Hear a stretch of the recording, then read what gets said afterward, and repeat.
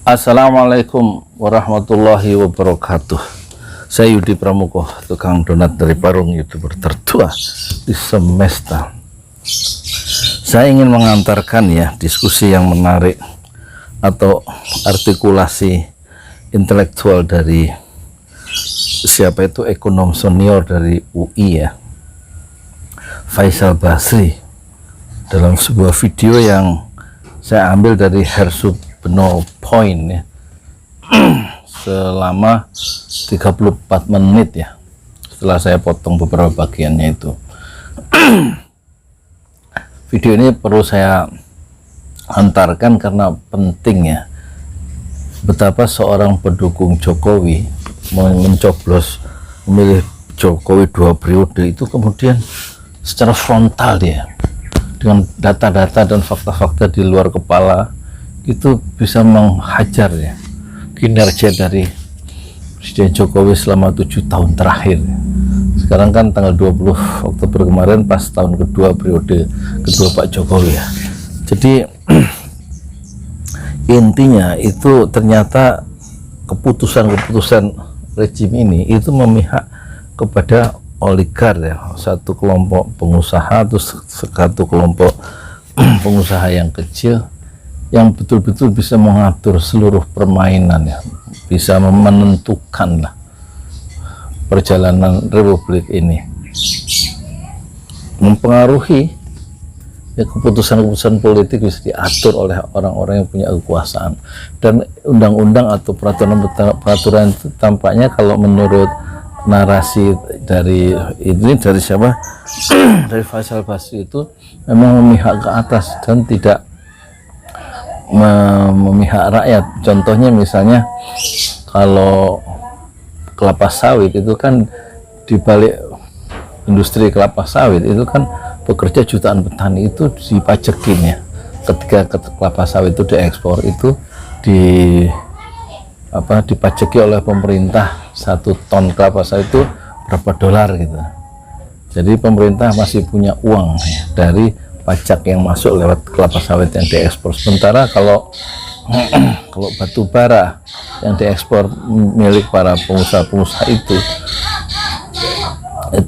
tidak berani pemerintah mengenakan pajak terhadap mereka. Sehingga kemudian dalam video itu kita lihat betapa marahnya Faisal Basri karena bumi, air, dan tanah itu dikuasai oleh negara, tapi untuk sebesar-besar bukan kemakmuran rakyat, tapi untuk sebesar-besar kemakmuran Abu Rizal Bakri, kemakmuran Adaro, kemakmuran Sinarmas, dan untuk sebesar-besar kemakmuran dari Luhut Binsar Panjaitan.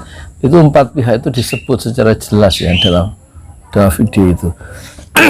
Dan itu saya hafalkan supaya saya punya bahan untuk ngomong.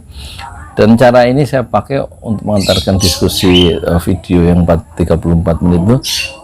Ini sekaligus saya belajar narasi, melakukan improvisasi di depan kamera, dan juga barangkali bisa menjembatani semacam ada intellectual lag kesenjangan intelektual antara penonton yang memang betul-betul sudah canggih pola berpikirnya dan analisanya dengan teman-teman saya yang tukang bakso colok, baslok, kemudian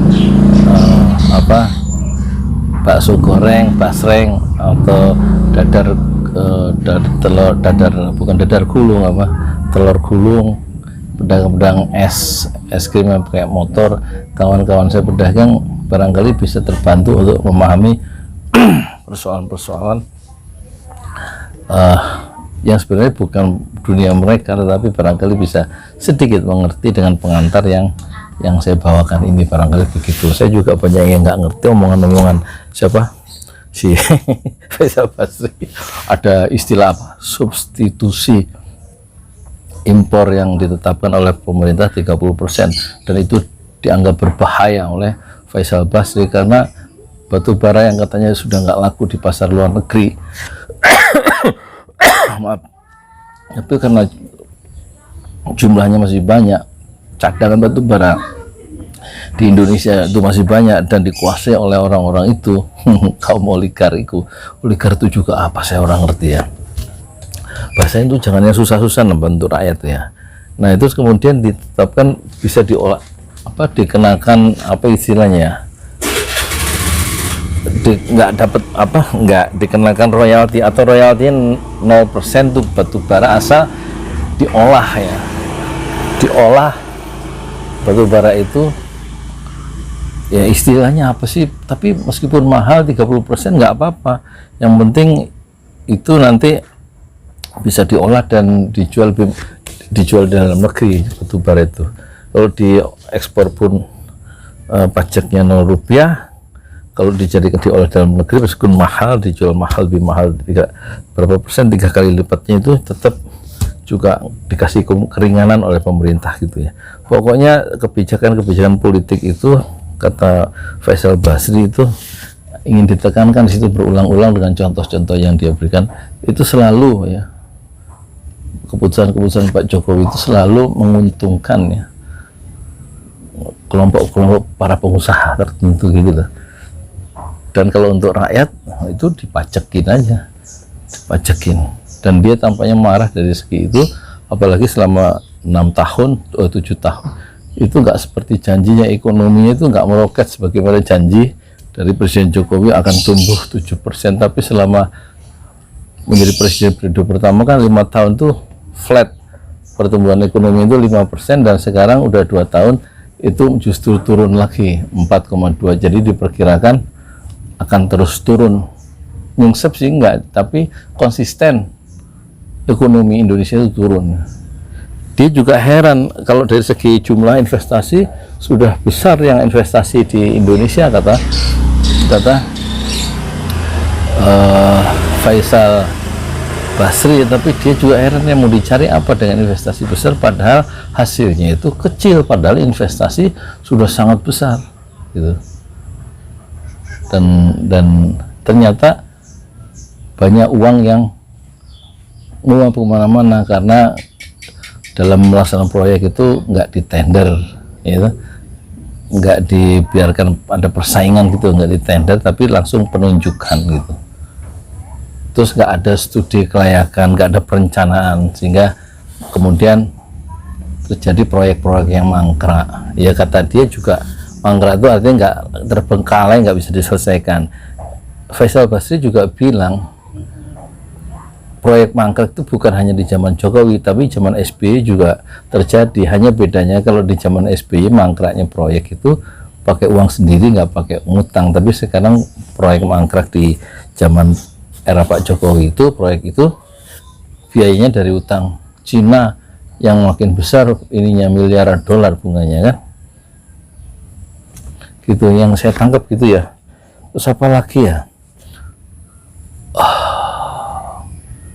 apalagi ya, saya kira itu banyak hal yang saya nggak ngerti juga, itu istilah-istilah teknis. Oh iya, soal penerimaan pajak itu, kalau kata Pak Gatot Nurmantio, dia menjawab jenderal yang hadir yaitu Pak Gatot, karena acara ini kan diselenggarakan oleh KAMI kalau nggak salah ya, atau gimana ya, Kesatu Koalisi Aksi Menyelamatkan Indonesia ya, karena di situ ada Pak Gatot juga yang kelihatannya memberikan satu orasi juga, atau apa namanya, diskusi juga. Katanya kita penerimaan pajaknya itu paling rendah di ASEAN, tapi dijawab oleh Faisal Basri dengan data bahwa dari 140 negara di dunia, penerimaan pajak kita itu nomor 127, jadi begitu rendahnya. Itu tadi sebabnya, salah satunya karena pengusaha-pengusaha besar nggak dipajakin, tapi justru diberi fasilitas kemudahan, ada tax holiday sampai 20 tahun. Aku nggak ngerti apa tax holiday itu.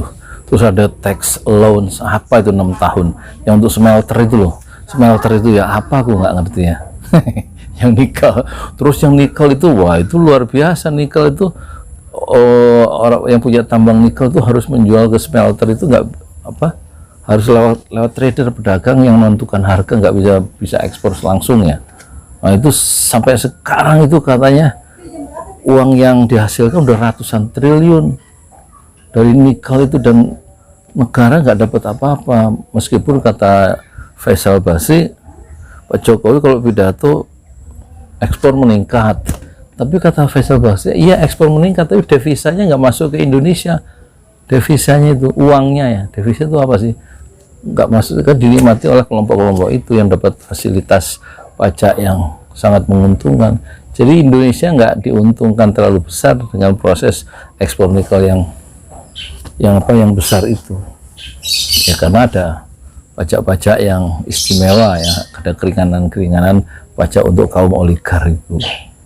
Terus gitu aja, banyak yang susah itu istilah-istilah itu, aku nggak ngerti, dipahami sendiri aja ya. Ini saya ngomong buat teman saya yang tuh pedagang-pedagang ini loh, pedagang-pedagang kecil tuh, sorry, saya sendiri kan tukang donat.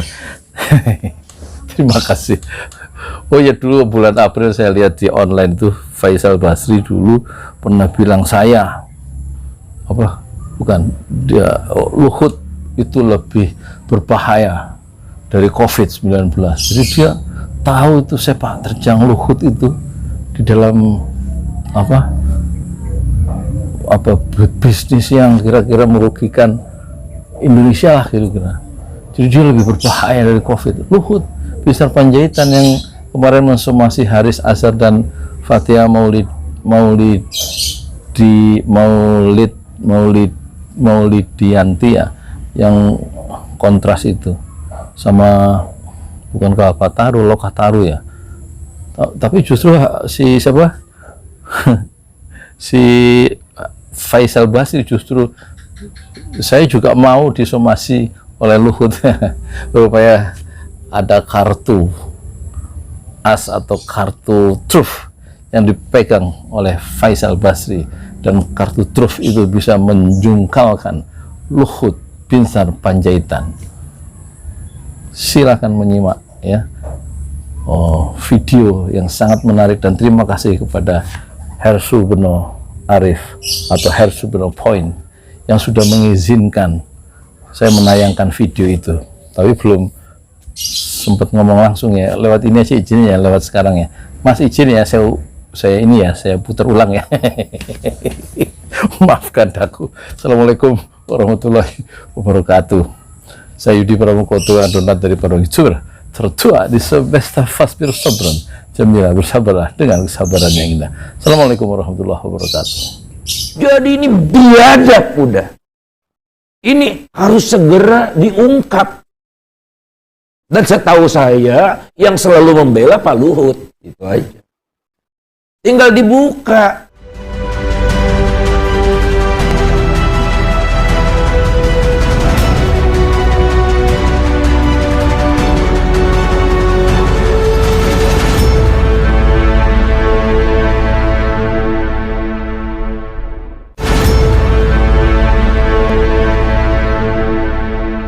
Assalamualaikum warahmatullahi wabarakatuh. Apa kabar Anda semua? Semoga selalu dalam keadaan sehat walafiat. Senang sekali saya Hersun Arif dari Forum News Network bisa kembali menjumpai Anda semua. Dalam beberapa saat terakhir ini, kalau Anda mengamati pemberitaan di media maupun konten-konten di YouTube, Anda pasti tahu ya, ada satu orang pendukung Presiden Jokowi, yakni ekonom Faisal Basri, yang belakangan ini sangat kritis terhadap pemerintahan Jokowi. Beberapa waktu yang lalu ketika berbicara di dalam sebuah diskusi di Gelora TV, Faisal Basri memprediksi bahwa Indonesia itu akan bangkrut sebelum tahun 2024. Dan bukan Indonesia ya, maksud saya pemerintahan Jokowi itu akan bangkrut sebelum tahun 2024. Dia juga menyebut bahwa proyek kereta api cepat itu sampai kiamat pun tidak akan bisa kembali investasinya karena investasinya terus membengkak.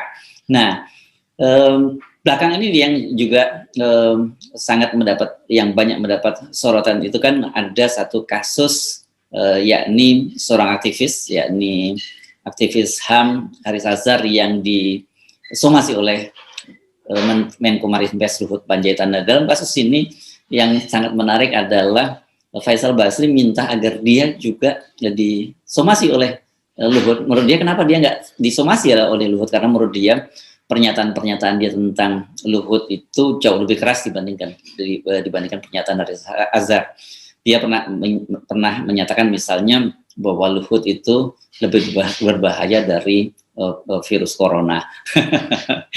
Ini luar biasa sekali nyalinya Bang Faisal Basri, gitu saya memanggilnya. Dan kebetulan saya kemarin dapat kesempatan untuk membantu sebuah dialog di Koalisi Aksi Menyelamatkan Indonesia kami berkaitan dengan 7 tahun pemerintahan Jokowi.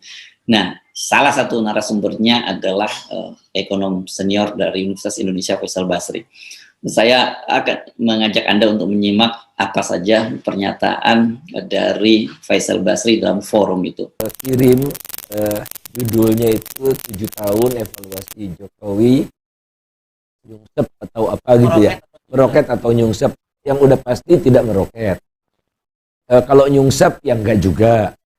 Ya, jadi Pak Jokowi pendek kata itu tidak mampu mewujudkan janjinya 7% rata-rata setahun. Dalam 5 tahun pertama hanya 5% dan tidak beranjak dari 5%. Tidak begini. Kemudian 2 tahun ini, ya 2 tahun ini, jadi pertumbuhan ekonomi Indonesia itu 8, turun 7, era Pak SBY 6, era Jokowi 5. Jadi gagal untuk mengangkat sesuai dengan janji kampanye. Kemudian 5 tahun kedua itu saya perkirakan cuma 4,5, jadi turun terus 4,5 sampai 2020. Konsisten menurun. Iya, Konsisten menurun. Nah, pertanyaannya adalah mengapa? Padahal investasi di era Pak Jokowi ini luar biasa. Jadi tidak pernah ada masalah dengan investasi jumlahnya ya. Jumlah investasi di Indonesia besar sekali. Jadi tidak betul kalau investasi kata Pak Jokowi jeblok.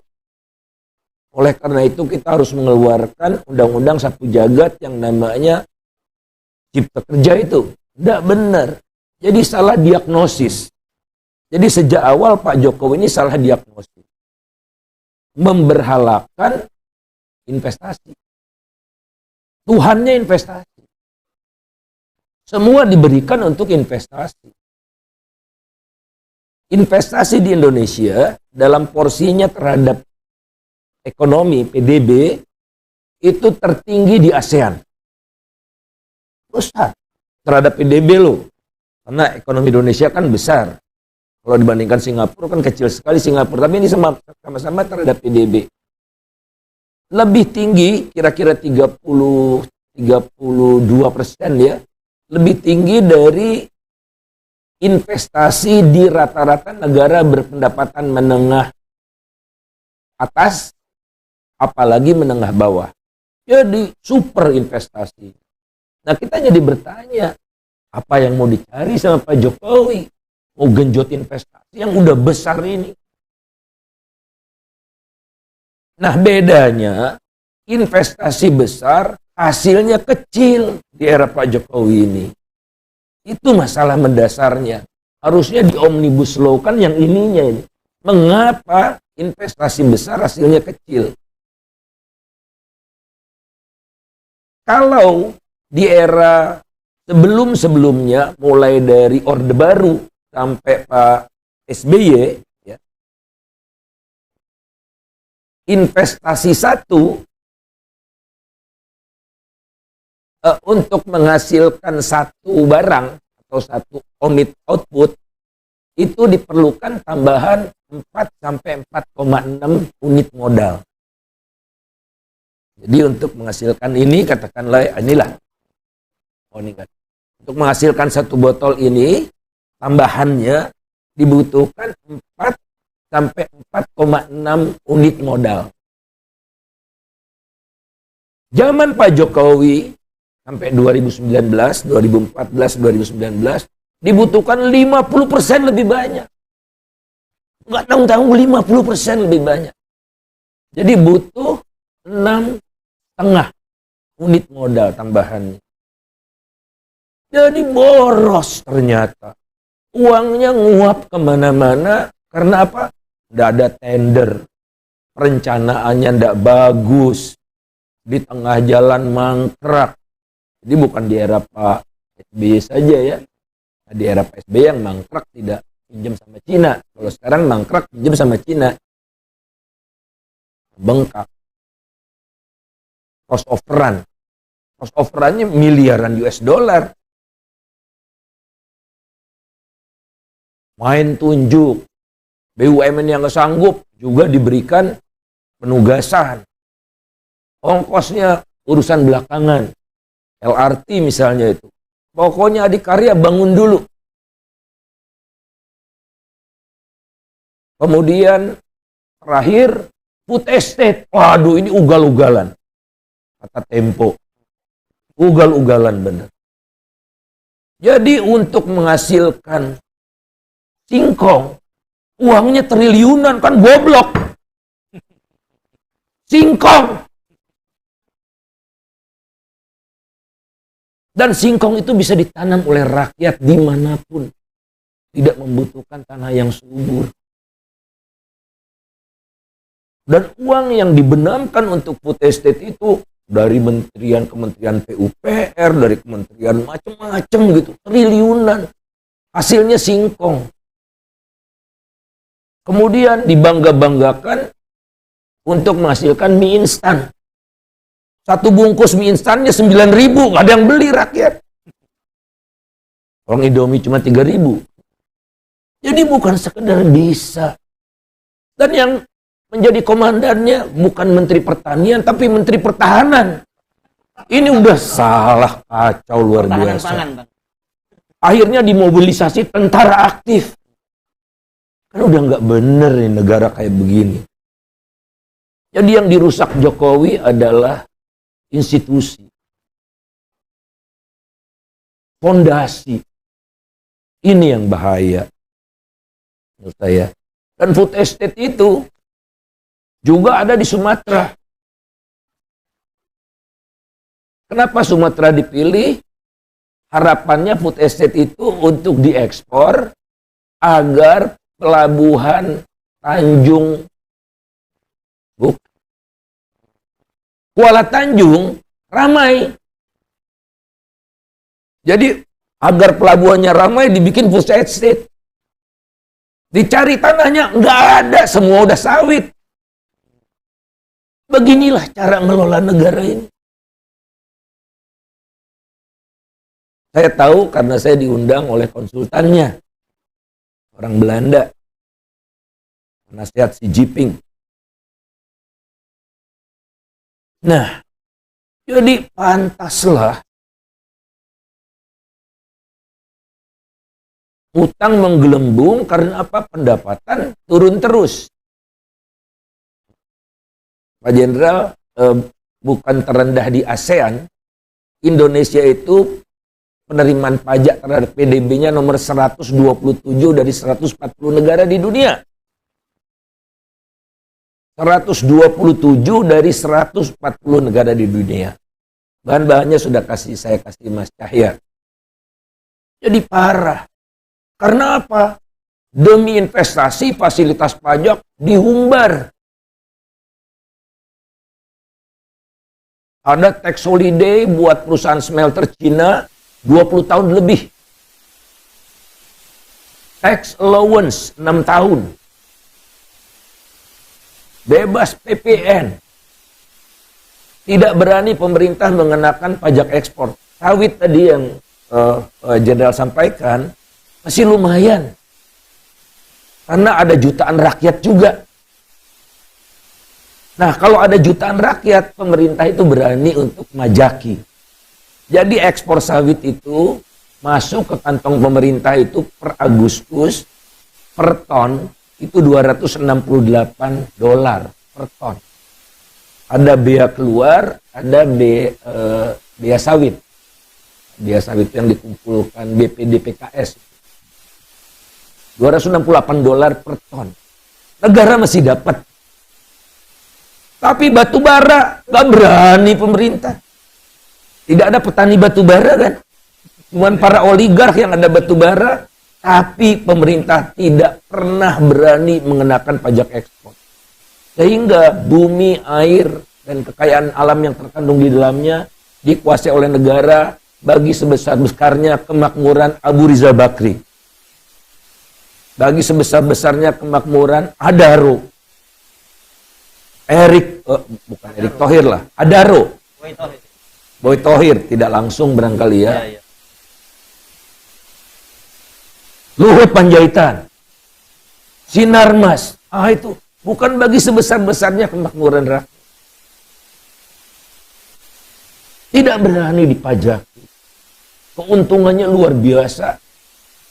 5 Oktober, harga batu bara $240 lebih, tertinggi sepanjang sejarah. Tertinggi sepanjang sejarah. Jadi tidak pantas kita miskin. Jadi jarang sekali jenderal yang menyampaikan walaupun jumlah orang miskin cuma 10%, tapi istilah Bank Dunianya itu penduduk insecure yang $5,5 itu 52,8%. Jadi lebih dari separuh. Jadi sekalipun dia tidak miskin, tapi dia di dekat garis kemiskinan. Pengeluaran per harinya kira-kira Rp25.000. Jadi 25.000 ya udah kaya kan. Nah inilah yang merosot itu. Lantas mereka dapat fasilitas oleh Bu Risma, dilibas 9 juta orang katanya nggak berhak. Masya Allah. Jadi kalau buat orang miskin, melibasnya gampang. Buat orang kaya dikasih fasilitas. Masih tidak puas juga, batu bara itu dibebaskan dari royalti. Royaltinya 0%.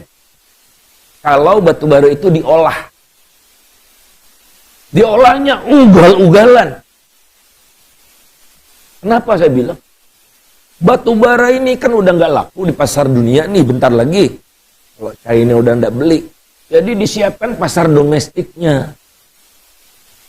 Dengan cara apa? Gasifikasi batu bara. DME. Jadi batu bara yang hitam banget itu batu hitam itu diolah jadi gas. Bayangin harganya berapa? 3 kali lipat lebih mahal daripada kita beli gas dari Timur Tengah yang tinggal muncrat gini. Nah inilah program Jokowi yang saya ngeri. Namanya substitusi impor harus 30%. Walaupun mahal, tetap dipakai. Supaya langgeng itu batu baranya sampai habis di tangan mereka itu. Nah, saya tidak mau panjang-panjang lagi, tapi ada satu lagi yang selalu saya sangat kecewa dengan Pak Jokowi, adalah pidatonya di MPR setelah dilantik. Pertama, 20 Oktober 2014. Ini saya kutip saja supaya saya tidak salah-salah. Kita juga ingin hadir di antara bangsa-bangsa dengan kehormatan, dengan martabat, dengan harga diri. Kita ingin menjadi bangsa yang bisa menyusun peradaban sendiri. Bangsa besar yang kreatif, yang bisa ikut menyumbangkan keluhuran bagi peradaban global. Kita harus bekerja dengan sekeras-kerasnya untuk mengembalikan Indonesia sebagai negara maritim. Samudra, laut, selat, dan teluk adalah masa depan peradaban kita. Kita telah terlalu lama memunggungi laut, memunggungi samudra, dan memunggungi selat dan teluk. Ini saatnya kita mengembalikan Indonesia semuanya ini, sehingga Jales Veva Jaya Mahe. Di laut kita berjaya. Sebagai semboyan nenek moyang kita di masa lalu bisa kembali lagi membahana. Hasilnya kemunduran laut. Jokowi tidak pernah lagi bicara tol laut.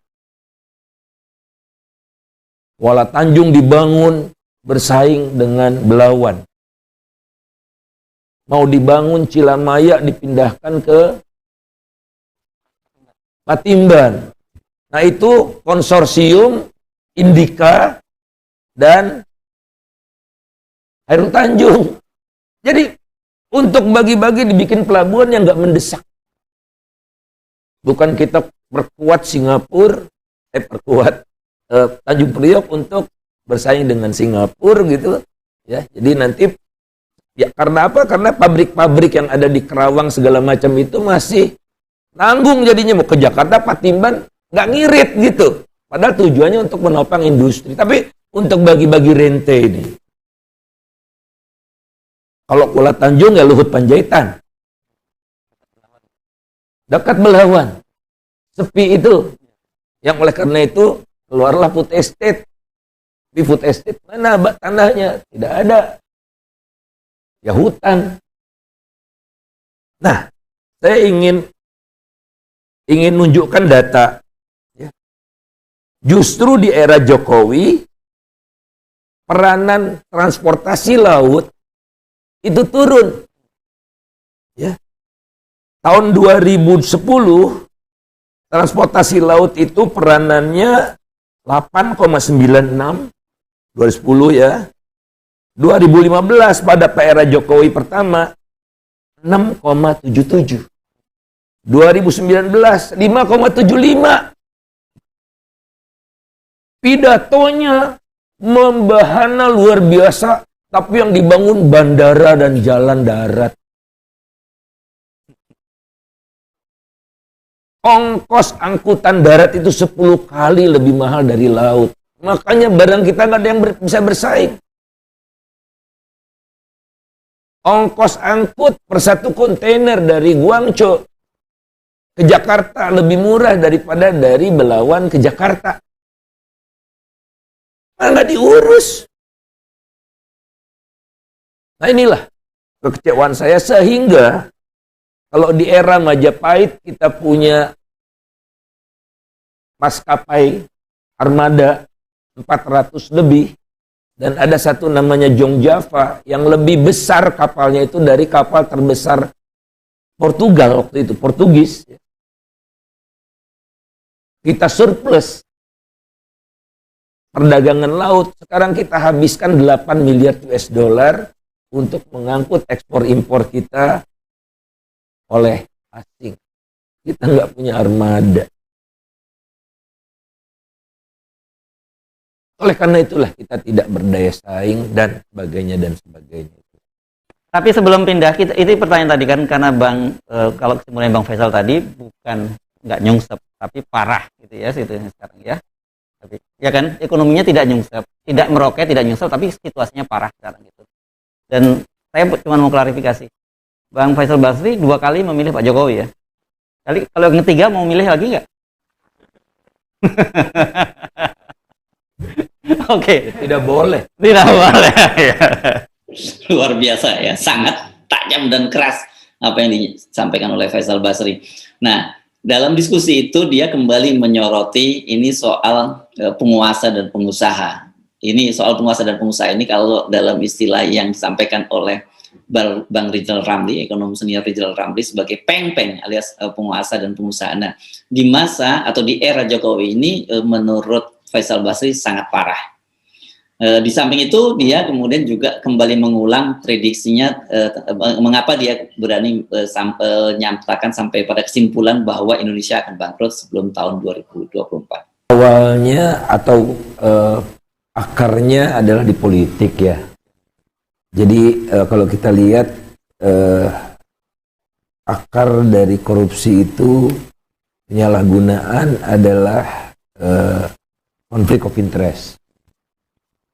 Tidak jelas lagi sekarang penguasa dengan pengusaha.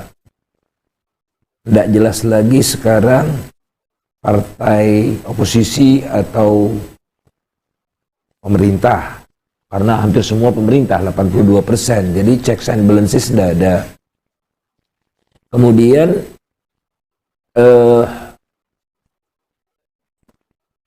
contohnya ya, sepanjang sejarah Republik Indonesia barangkali tidak ada wakil menteri eksekutif merangkap jadi wakil ketua umum Kadin nggak ada, tahu saya ya. Hanya ada di era Jokowi. Kedua, ya. Saya diundang makan sama orangnya di restoran Padang Sari Indah. Ya saya dengar aja, tapi akan saya sampaikan pada yang bersangkutan. Kemudian ketua MPR melangkap juga pengurus teras Kadin. Jadi dia wakil pengusaha atau wakil rakyat gitu. Dan banyak lagi lah. Termasuk kawan-kawan kita gitu. Kawan-kawan kita yang jadi staf khusus di kementerian juga pengurus Kadin. Inilah potensi yang paling berat. Konflik of interest. Nah kemudian tidak ada checks and balances. Kemudian yang ketiga, tidak jelasnya atau berkelindannya penguasa dengan pengusaha. Ada jelas ini. Banyak lagi tadi ya, itu cuma salah satu contoh yang memunculkan apa yang kita sebut sebagai oligarki. Government by the few. Jadi segelintir orang saja sebetulnya yang menentukan negeri ini. DPR-nya cuma cap, ya. Kalau sampai segala macam dikendalikan gitu. Riset, ideologi pun dimonopoli gitu oleh satu kekuatan tertentu. Dan barangkali baru selama Republik ini ada, ketua umum partai merangkap jadi ketua pengarah riset itu. Ingat loh, Bu Mega bukan mantan presiden ya, tapi dia ketua umum partai. Jadi kerusakan ini yang harus kita hentikan.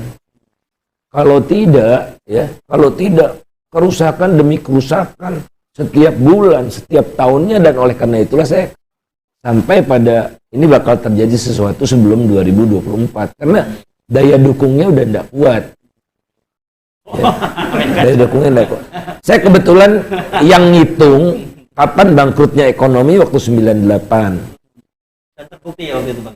Alhamdulillah. Jadi Ikatan Alumni ITB, UI, dan beberapa lagi, dan tentara juga ikut. Ada Brigjen, ada Kolonel, yang nanti akhirnya menghasilkan buku putih TNI itu, dan saya juga ikut membahasnya di markas TNI Cilangkap bersama dengan Cak Nur, Kang Eep, dan Bang Rizal kalau saya tidak salah, ya.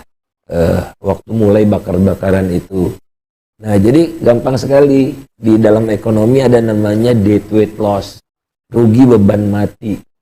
Itu yang nguap gitu. Jadi negara keluarkan 100, tapi yang dinikmati rakyat cuma 60. Yang 40 nguap dalam bentuk tidak efisien, dalam bentuk korupsi, macam-macam gitu. Nah, daya dukung ini makin nggak kuat nih. Terus dibebani terus kan, bebannya kan bertambah besar. Ya, sekarang Pak Jokowi udah mulai nambah-nambah lagi nih. Nanti atas nama cinta produk dalam negeri. Ya. Di satu pihak kita ingin mengembangkan global supply chains, tapi kita ingin substitusi impor. Nah, substitusi impor, oke. Ini seperti ini nih, ya. Ini bagusnya kan ini diganti salak di depan sini. Masa ini apel, ini yang impor semua, yang bener aja. Itu kan kita mulai dari yang kecil-kecil. Nah, kata pemerintah, ini nggak bener nih. Salak dong, jeruk Medan dong. Itu bagus. Karena lebih murah, insya Allah. Nah, kalau sekarang, itu coba gas. Itu LPG itu 80% diimpor. Itu. LPG itu. 80% diimpor. Tapi harganya 100. Nah, pemerintah mau bikin pengganti LPG import itu harganya 300. Untuk kepentingan oligark ini. Nah, ini yang menurut saya harus kita hentikan. Ya, hentikannya bagaimana? Ya, kesadaran publik. Jadi public awareness harus ditingkatkan. Kedua, saya rasa kita udah keterlaluan untuk smelter nikel.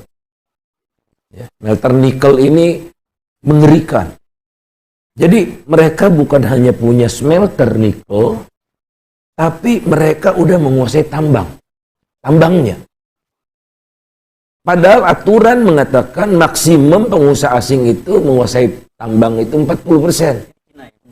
Mereka 100%. Siapapun kalau menurut saya asing gitu ya. Nah, negara manapun tidak boleh. Kemudian kita nih yang punya tambang nggak bisa jual langsung ke smelter itu. Lewat trader, wajib lewat trader. Terms of condition-nya ditentukan oleh mereka. Jadi mereka itu sekarang lawannya monopoli, monopsoni. Jadi kalau rakyat dulu kan bisa ekspor ke luar negeri ya, bisa jual ke luar negeri, suka mau jual kemana. Sekarang mereka nggak bisa. Harga di luar negeri sekarang ini kira-kira $80 per ton biji nikel itu. Kira-kira berapa rakyat dapat kalau dijual ke mereka itu? $19.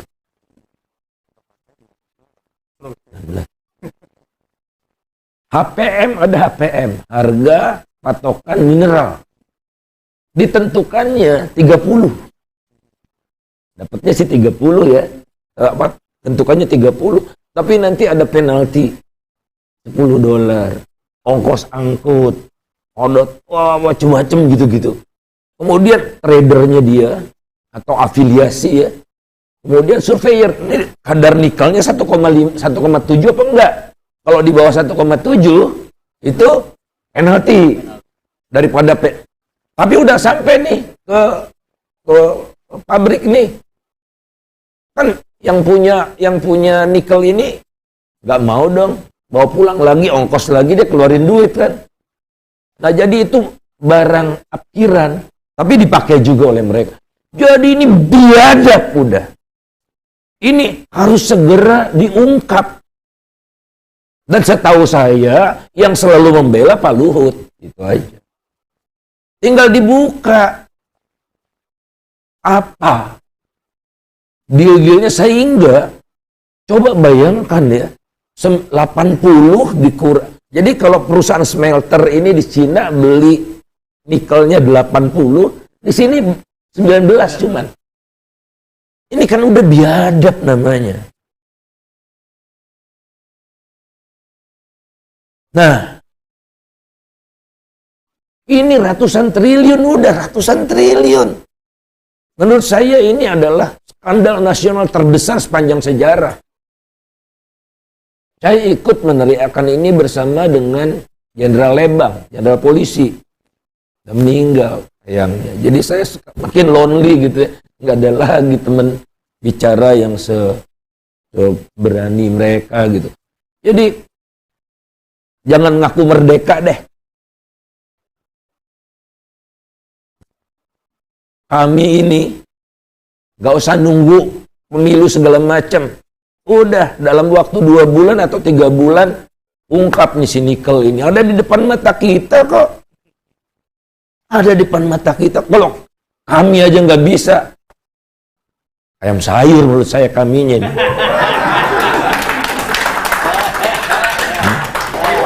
Kalau saya nggak punya apa-apa, nggak punya organisasi, cuman indep aja mengkaji gitu.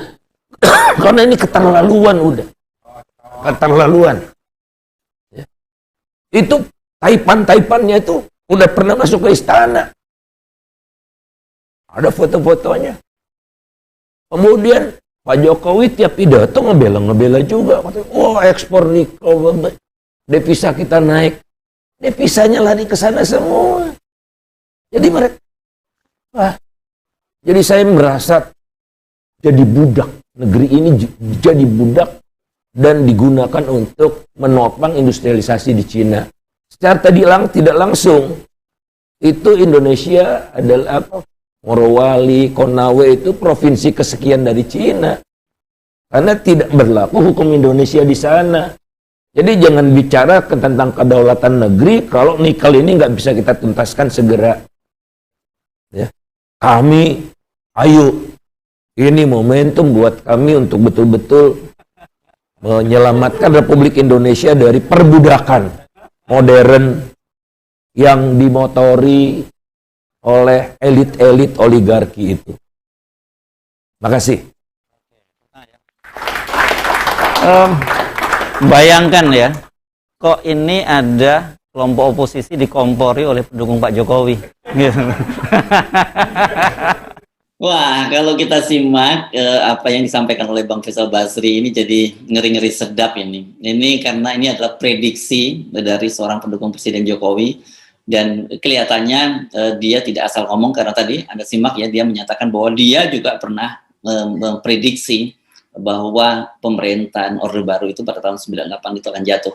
Dan menurut dia kemudian prediksi dia itu terbukti. Ini memang bukan sekedar semacam ramalan gitu, bukan paranormal. Ada hitung-hitungannya, ada kalkulasinya. Sebagai ekonom dia sangat cermat mengamati bagaimana jalannya pemerintahan Jokowi, terutama dari berbagai kebijakan perekonomian dan keuangan negaranya.